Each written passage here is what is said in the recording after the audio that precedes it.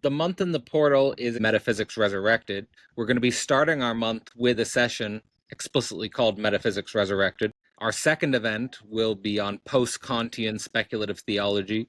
The third event will be on theopolitics and the mystery of the kingdom. And then the final event, which will be a sharing circle, will be on mystical reason and rational mysticism. So with those four events in mind, could you walk anyone who's considering getting involved through what you hope this series will be engaging or working with? Yes. So I suppose the way I've been thinking about it is, the first session, Metaphysics Resurrected, is a sort of an introduction to metaphysics, also a journey through the history of metaphysics from Plato through to Leibniz, and then the critique of metaphysics in the name of pure reason that comes with Kant, 19th, 20th century critique of metaphysics, up to this question mark of today: could metaphysics be resurrected, renewed, reborn? And then the second session, post-Kantian speculative theology, is sort of now taking up this question mark and thinking through some of the more cutting-edge developments in philosophy in the last few decades, both on the side of the speculative turn, which we've been talking quite a bit about today with Badiou and Zizek and Meillassoux.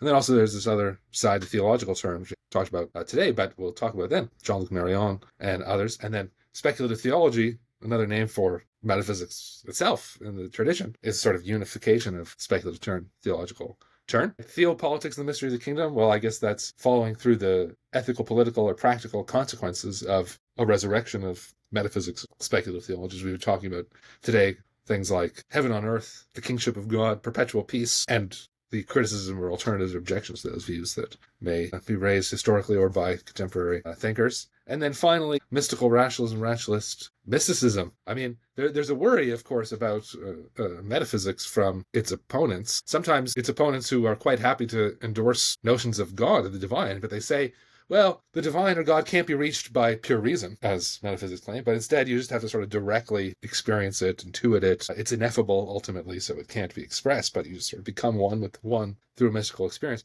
And I want to say, well, in fact, rationalism or rational systematic philosophy is not opposed to that mystical notion, but the mystical experience can both be a spur to philosophize, encounter the divine. Now we want to understand what we've encountered, but also rational philosophy of metaphysics terminates at a certain point above which there are certainly all sorts of ineffable mystical states that don't get comprehended through systematic philosophizing.